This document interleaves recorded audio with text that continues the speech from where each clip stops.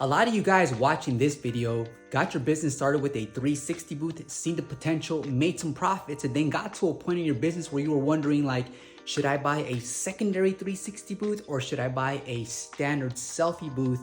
What should I get next, right? So for me guys, at this moment in my life, October 2023, I have a total of 6 booths and I did not want to deal with the physical prints. So my idea was to just drop off booths as much as possible. However, I was losing out on a ton of money from folks that were fixated on having physical prints. It brings that nostalgia. So I decided to buy the DMP RX1 HS, that's high speed professional printer.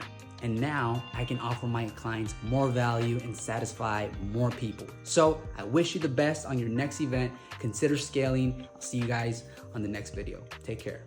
Also, make sure you're getting your booth directly from the manufacturer to save a ton of money. I placed my suppliers in the description box below to help you launch your business for the low. That was catchy.